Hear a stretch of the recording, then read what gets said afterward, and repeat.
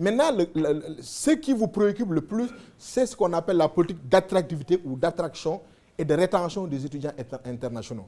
Quels sont les atouts que les étudiants étrangers peuvent faire valoir également au niveau, par exemple, de cette société, mais en même temps aussi, comment cette société se différencie aussi de la société française, de la société européenne, pour la rétention des étudiants internationaux. Ici, on ne parle pas de contrôle strict pour les autorités, par les autorités administratives sur les demandes de changement de statut ou de renouvellement du titre de séjour, contrairement aux pays européens. Et ça, c'est hyper important. Pour ceux qui avaient suivi le débat en France, vous vous rappelez de la fameuse circulaire de Gaillan du 31 mai relative à l'immigration professionnelle. Gaillan, à un certain moment, a pu reculer parce que le système d'enseignement supérieur français et les entreprises ont fait comprendre à Gaillan que c'est un manque à gagner énorme si on veut limiter en fait les étudiants étrangers ou le recrutement massif d'étudiants étrangers, parce que le recrutement des étudiants étrangers est une manne financière pour tous les gouvernements. On y reviendra là-dessus. Plus de souplesse dans les demandes d'autorisation de travail, 20 heures par semaine. La dame du ministère de l'Immigration en parlait tout à l'heure, mais là aussi c'est un défi. Il faudra faire très attention, parce que 20 heures par semaine, parfois il faudra trouver un équilibre entre le travail et les études. Parce que sinon, on risque en fait d'oublier le facteur, ou en tout cas l'idée première qui nous avait permis de venir immigrer. Et en même temps aussi, même le ministère de l'Immigration, de la diversité et de l'inclusion dit nommément qu'il faudra que vous suiviez vos études également, de façon assidue. Et ça, pour moi, c'est un élément important, puisque ça rejoint même un des programmes qu'on offre aux jeunes, qui s'appelle le programme équité, c'est-à-dire équilibre travail-études. Il faut toujours penser à ces éléments-là. Un système de changement de statut qui ne dure pas plusieurs années, donc 2 semaines comme on disait, contrairement à une situation souvent observée en Europe. Donc c'est un atout en fait de cette immigration également. Et ce qui amène en fait une politique très dynamique. Donc on parle de plus de 25 000 étudiants étrangers par année au Québec, mais les dernières statistiques indiquent 29 400 étudiants étrangers. Donc c'est-à-dire une augmentation de 40% d'étudiants étrangers dans les universités québécoises au cours des dernières années, selon les données compilées par la conférence des recteurs et des principaux des universités du Québec. Mais ça pousse aussi, malgré le fait que le Canada recrute du monde, le Canada aussi a un rattrapage également à faire pour le recrutement aussi des étudiants étrangers, parce qu'il y a d'autres sociétés qui recrutent plus d'étudiants étrangers que le Canada, même si le Canada s'est doté d'une politique attractive. Et le Québec et le Canada font de plus en plus des yeux doux aux étudiants étrangers. Mais quand on décide en fait de choisir de venir au Québec, il y a en fait un certain nombre d'éléments. Donc on dit par exemple quels sont les principaux critères du choix des étudiants étrangers. Quand vous décidez de choisir, d'ailleurs ça vous le savez mieux que moi, évidemment vous regardez les principaux critères, c'est-à-dire la notoriété du pays, vous regardez aussi la langue d'enseignement.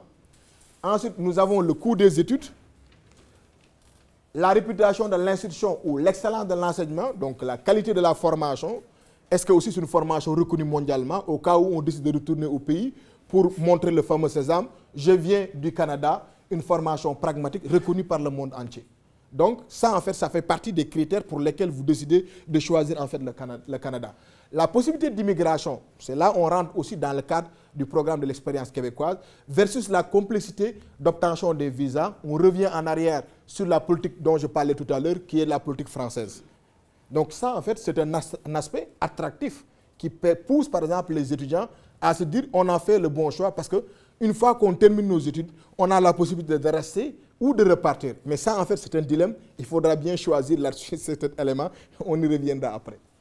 Les perspectives professionnelles, évidemment, donc c'est un élément aussi important, et également la sécurité. Quand on parle d'attractivité du système d'enseignement québécois, vous le connaissez mieux que moi en fait, puisqu'on est dans une société qui reconnaît en fait l'apport de l'immigration et de l'intégration également. Mais en même temps, il y a un autre aspect. Pourquoi le Québec choisit aussi les étudiants étrangers?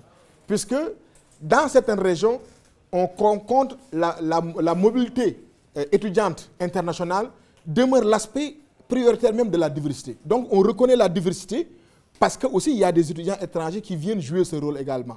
Et ça, c'est quelque chose d'extrêmement important. Maintenant, on parle aussi du fait que ces étudiants aussi ont des conditions idéales pour réussir avec succès leurs entrées sur le marché du travail. Tout à l'heure, je vous avais dit que je vais vous présenter des personnalités influentes également, qui sont aussi des ambassadeurs pour le programme étudiants étrangers, parce que aussi ils y trouvent leur compte. Monsieur Denis Brière en fait partie. Il est le recteur et le président du conseil d'administration de la conférence des recteurs et des principaux des universités de Québec et le recteur de l'université Laval également. Mais il y a aussi une certaine Patricia Rimok qui a travaillé aussi comme directrice au conseil interculturel du Québec et en même temps qui s'occupe également de tout ce qui est entrepreneuriat. Elle-même, elle le dit, je reprends en fait ces mots, les personnes immigrantes constituent une source importante de futurs entrepreneurs. Parce que c'est des personnes qui ont maîtrisé également les contextes actuels de cette société, le contexte également du marché du travail, les réalités aussi des employeurs et qui peuvent aussi, avec leur expérience internationale, développer une créativité, être aussi des têtes de pont aussi, on va y revenir avec leur pays d'origine. Quand on parlait du PEC, tout à l'heure, je vous ai dit, la dame, elle vous a parlé du PEC en parlant des conditions techniques. Mais ici, il y a un historique que je voudrais vous faire partager. Parce que depuis le 14 février 2010, ça c'était sous l'ère de l'ancienne ministre de l'Immigration et du Comité culturel, Yolande James. Et cette mesure avait une raison bien particulière. Parce que le gouvernement s'était rendu compte que le taux de chômage des immigrants, quand je dis immigrants, je regarde Mor, je regarde Saho, je regarde peut-être Djibril, mais en tout cas, parce que nous sommes venus dans le cadre du programme régulier et nous savons également cette situation. Contrairement en fait aux étudiants étrangers qui n'ont pas aussi le droit à l'erreur parce qu'ils payent plus cher que les étudiants français et qui devraient avoir les bonnes informations ou pouvoir trouver leur voie. Mais le gouvernement s'est rendu compte qu'il y a en fait un problème de chômage élevé et que les employeurs se plaignaient d'une inadéquation entre les besoins de main-d'œuvre et les profils sélectionnés. Le gouvernement se dit, mais pourquoi ne pas regarder aussi ce qui se fait en Australie pour recruter les étudiants étrangers? Parce que les étudiants étrangers peuvent avoir plusieurs justificatifs quand ils vont chercher un emploi. Je vais détailler ça plus tard. La ministre Catherine Veil, qui a remplacé en fait Yolande James, a indiqué que ce programme est comme une transition à l'immigration permanente. C'est un programme qui se veut simple et rapide. On a donc un allègement du processus. C'est pour la raison pour laquelle, au lieu de faire 1 an, 2 ans, 3 ans, 4 ans, on vous donne le certificat d'acceptation de Québec en l'espace de 20 jours. Parce que vous avez un dossier qui plaide en votre faveur. Mais comment valoriser ce dossier, on y reviendra aussi. C'est une grande séduction de part et d'autre. Séduction au niveau des institutions d'enseignement, séduction pour les étudiants étrangers, les employeurs et le gouvernement québécois. Tout le monde y trouve son compte dans ce programme. Pourquoi vous avez en fait les employeurs en fait, ou la société de manière générale a un avantage en fait à recruter les étudiants étrangers?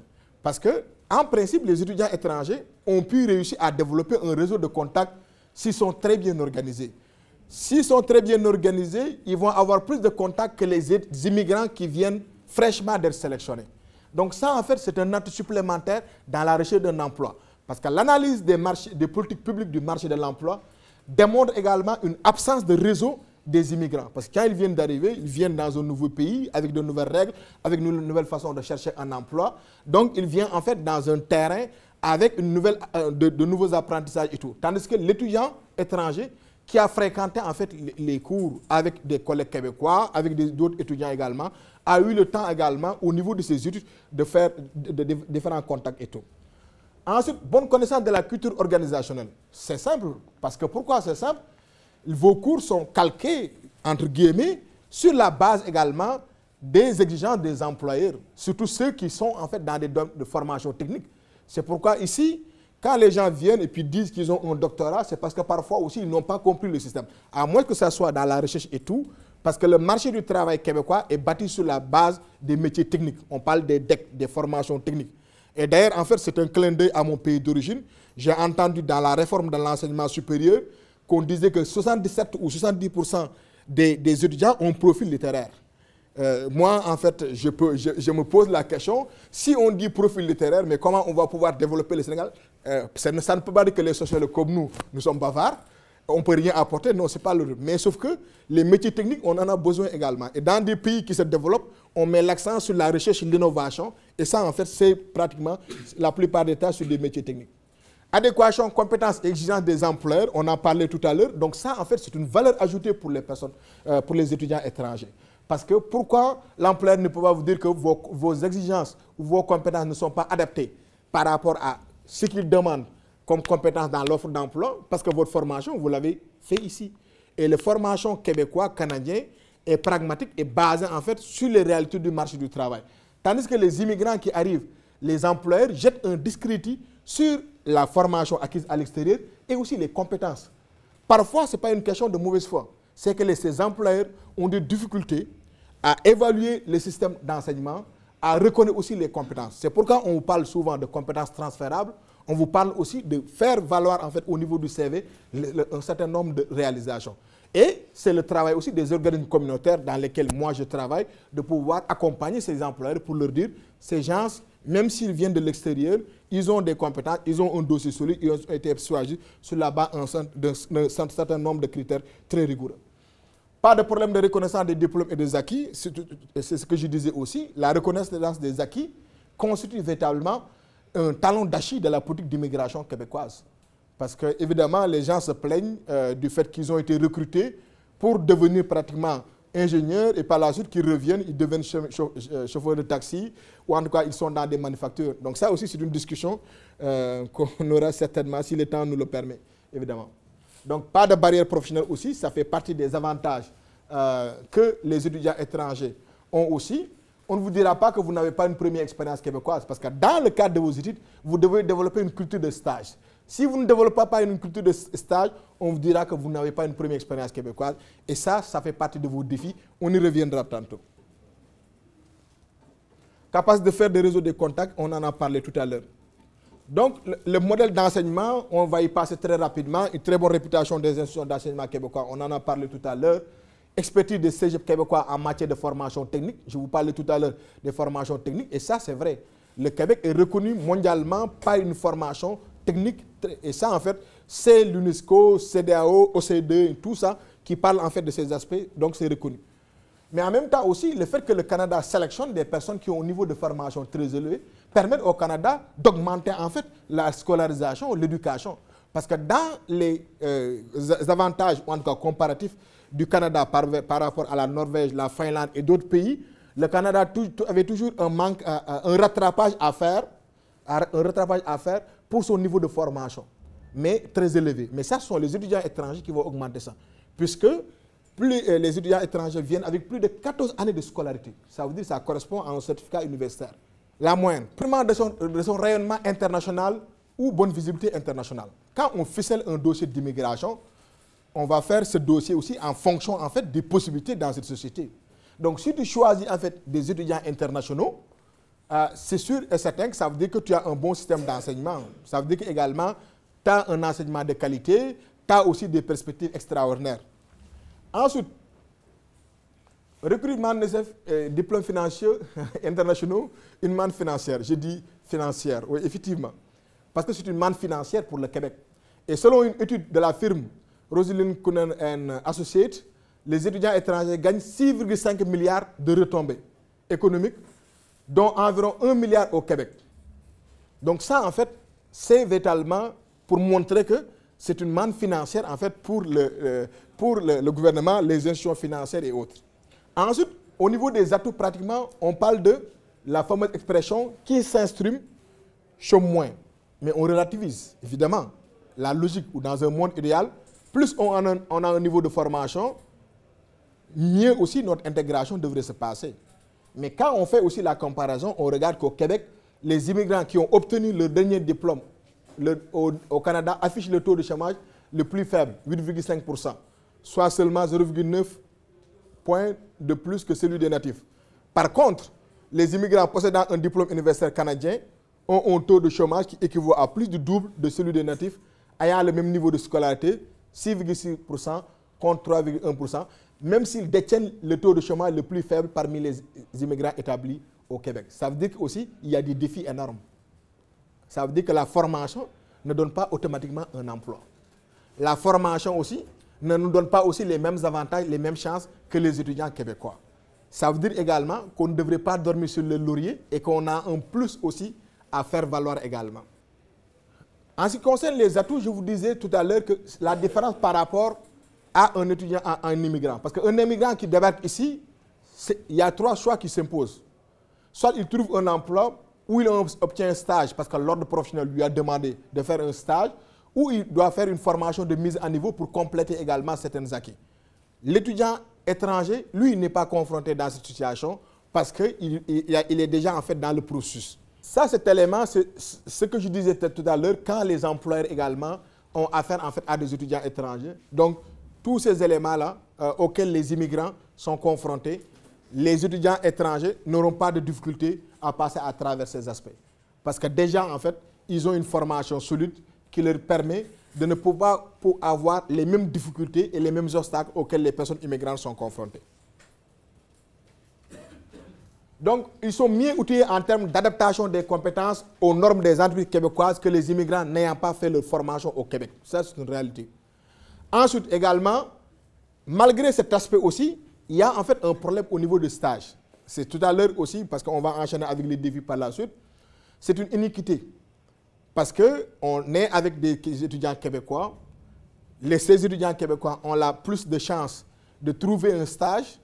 On ne trouve pas un stage, on se pose des questions. Et parfois, sans le stage, on ne valide pas un autre diplôme. Et comme je dis, les études coûtent cher. Donc, dans ce cadre-là, quelles sont les stratégies qu'il faut développer?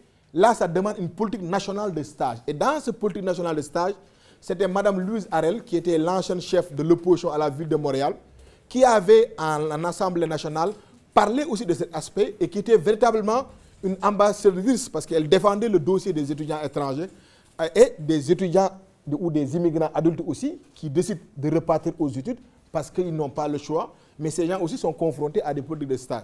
Donc, ces formules de stage-là peuvent prendre la formule de stage rémunéré comme de stage non rémunéré, mais qui permettent par exemple à ces immigrants adultes qui retournent aux études, tout comme à ces étudiants étrangers, de pouvoir terminer valider leur diplôme et puis avoir ce que... Donc, défi, en fait, je reviens, le lien entre la formation et l'intégration en emploi n'est pas automatique. Pour aller plus loin, il faut lire un article, diplômé au Canada et sans emploi, les études ne garantissent pas un emploi aux immigrants russes à l'âge adulte. C'est un article qui est paru en fait dans le domaine de devoir. Maintenant aussi, au niveau par exemple des conseils, il ne faut pas penser que juste après l'obtention d'un diplôme, on va occuper des postes de direction. Et c'est là où justement on revient là-dessus. Le fait que vous ayez des étudiants ici qui s'impliquent dans des associations, c'est un acquis extraordinaire. Il y a beaucoup d'étudiants qui ne comprennent pas cela. Je donne mon exemple. Saro était là, Mor aussi était là. Nous étions aussi dans des structures associatives quand nous étions en France. Personnellement, pour mon cas, quand je suis venu pour chercher un emploi, j'ai valorisé la dimension vie associative. J'ai pu prouver comment, au niveau de mon implication en étant secrétaire administratif de l'Association des étudiants sénégalais de Rennes, comment j'ai pu également organiser, mettre en place et en même temps essayer de diffuser l'information. Et c'est quelque chose aussi qui m'a aidé dans le domaine communautaire. Donc le fait de pouvoir s'impliquer au niveau, par exemple, des associations, le fait aussi d'être dans des structures, et Mamadou Diallo disait tout à l'heure, il ne faut pas juste voir le soccer, pour parler comme les Québécois, ou le football, comme justement un aspect, justement, football et ainsi de suite. C'est un lieu aussi de socialisation où on rencontre du monde qui est dans plusieurs domaines, dans plusieurs disciplines et qui a en fait une expérience à partager. Et c'est là où aussi les réseaux se donnent. Donc, il faut véritablement être dans un réseau parce qu'ici, si on n'a pas un réseau, on risque d'avoir des difficultés. Et je reviens toujours sur ce que Bourdieu disait par rapport au capital social. C'est important d'avoir le capital social. On a cette force comme Africains aussi d'avoir ce capital social, mais il faut le valoriser davantage ici pour montrer aussi que c'est une valeur ajoutée. Donc, il ne faut pas faire un lien automatique entre niveau de formation très élevé et occupation d'un poste de direction. Avoir, dans un premier temps, aussi des attentes réalistes par rapport à l'objectif professionnel. Et ça aussi, c'est hyper important. Parce qu'on peut se dire, mais on a fait des études ici, normalement, je dois être coordinateur, je dois être responsable en fait d'un projet. Et parfois, ça, c'est juste une formation théorique d'une certaine façon. Parce que vous allez trouver au sein de l'entreprise des personnes qui sont là depuis très longtemps et qui maîtrisent en fait un certain nombre de management. Et ça, c'est hyper important. Donc, il faut, et ça, c'est le conseil que je donne, essayer de commencer par des postes d'entrée. Non pas en se disant que mais je ne suis pas fait pour ce poste d'entrée, mais dans le cadre aussi d'un certain apprentissage. Ça vous donne plus de confiance Et ça vous permet aussi, une fois que vous avez une mauvaise expérience, de ne pas le regretter. Parce que si tu commences par un poste de direction et qu'à un certain moment, l'employeur te dit que tu n'as pas livré la marchandise et te congédie, tu vas avoir en fait un sacré problème parce que l'estime de soi va en prendre un sacré coup. Ça ne veut pas dire que vous n'êtes pas capable, mais ça veut dire qu'on va faire étape par étape. Connaître le processus d'embauche des entreprises au Québec, quand vous êtes ici, une fois que votre choix est défini, parce qu'on est ici parfois pour les études, mais on n'a pas choisi de rester. Mais si on commence à faire cette réflexion et qu'on se retrouve véritablement à un choix de rester, il faut déjà s'informer en fait sur les réalités du marché du travail d'une certaine façon. Faire le parallèle entre le parcours ou démarche scolaire et l'expérience de travail local, donc culture organisationnelle. Mais dans ce cadre aussi, il y a un avantage et un inconvénient. Tout à l'heure, je vous parlais du programme équité, équilibre travail-études. Mais en même temps aussi, le fait, parce qu'on vous dit 20 heures, mais parfois aussi, on sait également comment le système d'enseignement ici est très rigoureux également. Donc, il faut trouver un équilibre en ces éléments et tout, mais faire de telle sorte aussi qu'on a des expériences extrascolaires qui permettent aussi de les valoriser au niveau du CV. Donc, la culture du stage, parce qu'ici, les étudiants québécois, ils ont cette habitude. Les étudiants étrangers, en général, n'ont pas cette culture de stage, à moins les personnes qui sont dans des formations techniques ou dans les institutions de formation technique et tout. Alors que le stage, c'est bon, c'est considéré comme une expérience professionnelle ici. Quand vous venez de France ou du Sénégal, en général, on va mettre juste stagiaire au niveau du CV. Alors qu'ici, on ne va pas mettre stagiaire, on peut mettre technicien de laboratoire, stagiaire, technicien en communication, stagiaire. Dans nos pays d'origine, tu n'as pas un titre attitré pour faire le stage. Tu es juste sous la direction de quelqu'un et on te demande de faire un stage. Ici, on t'identifie un poste dans lequel tu vas être. C'est pourquoi cette expérience, c'est une expérience professionnelle également. Donc, même s'il faut reconnaître l'importance du diplôme obtenu au Québec, bon, il n'est pas établi que le diplôme québécois se traduit automatiquement par une obtention automatique d'un emploi, on en parlait, ou même une augmentation salariale pour le niveau québécois. Et en même temps, ce que je disais au début, on a fait les études, mais en même temps, on ne tire pas les mêmes avantages aussi parfois que les étudiants québécois aussi. On observe aussi le phénomène des chômeurs, des chômeurs instruits ou chômeurs très qualifiés. Ça, en fait, ce sont les immigrants qui sont qualifiés dans le cadre du programme régulier. Okay? Ils viennent, ils ont des difficultés de reconnaissance des diplômes, fermeture des ordres professionnels, ils décident de retourner aux études, mais parfois ils ne valident pas ce retour aux études par un mentor. C'est pourquoi le fait que l'association ait mis en place un système de mentorat extrêmement important, parce que ça vous permet de savoir les difficultés auxquelles vous pouvez être confrontés et comment vous allez essayer de régler en fait la situation en utilisant les ressources et en fait les informations pertinentes. Travail hors campus aussi, ça en fait c'est pas anodin, hein, le fait de travailler. Les gens pensent juste que, oui, on a fait ça pour les étudiants étrangers, pour leur permettre d'avoir des revenus, mais en même temps derrière aussi, le gouvernement et en même temps le conseil patronal a eu en fait une idée en disant que ça va permettre à ces personnes de maximiser leur chance d'intégrer le marché de l'emploi et même pour la communauté anglophone, ça va leur permettre en fait de comprendre la langue française et tout, de développer des contacts. Et c'est pourquoi aussi le travail hors campus est aussi un élément essentiel également dans le parcours. Maintenant, en fait, on revient en fait sur la question de retour au pays, le fameux fuite des cerveaux, débat fuite de cerveau ou fuite de cerveau ou circulation des cerveaux. Mais avant cela, je vous disais que le gouvernement du Québec est gagnant sur toute la ligne. Si vous décidez de rester, ou même si vous décidez en fait de repartir dans votre pays, parce que vous êtes des têtes de pont, vous allez permettre au gouvernement en fait de faire ce qu'on appelle un transfert de connaissances et compétences. Il y aura une coopération interuniversitaire, Université Laval, Université de Maroc, en tout cas École polytechnique du Sénégal, École polytechnique d'ici, et en même temps aussi on transfère aussi des compétences, une façon de faire canadienne, une façon de faire québécoise. C'est un plus aussi pour par exemple ce gouvernement également. Et en même temps on est des ambassadeurs si on est reçu courtoisement.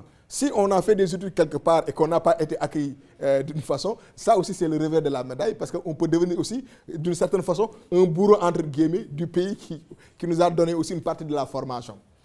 Donc vous établissez un pont aussi avec la société par le perfectionnement du savoir et des connaissances. Si on avait diminué par exemple du frais des études et tout, c'est sûr et certain qu'il y aurait beaucoup plus d'étudiants internationaux. Et ça aussi, il y a un débat en fait sur la question. Mais juste pour vous dire, par exemple, ce que la ministre de l'Immigration disait concernant ce programme.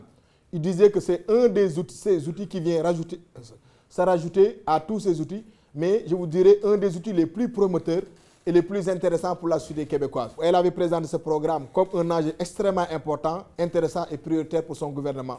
Et pense que son ministère pourrait attirer à peu près 30% vers l'immigration permanente. Ce n'est pas encore le cas. Donc il continue à travailler pour essayer de retenir 2 immigrants sur 3 pour qu'ils restent. Et c'est là aussi la fuite de cerveau intervient aussi là-dessus. Donc toujours au niveau des avantages des étudiants étrangers, comme on disait des têtes de pont, ils sont des polyglottes également, ils maîtrisent plusieurs langues, important aussi pour le Québec, pour le Canada. Ensuite également, celui-là, c'est le président directeur général de la conférence des recteurs et des principaux des universités de Québec, qui soulignait aussi l'importance en fait du recrutement des étudiants étrangers. C'est pourquoi je vous disais, il y a beaucoup d'acteurs qui sont là et qui militent beaucoup pour le recrutement des étudiants étrangers.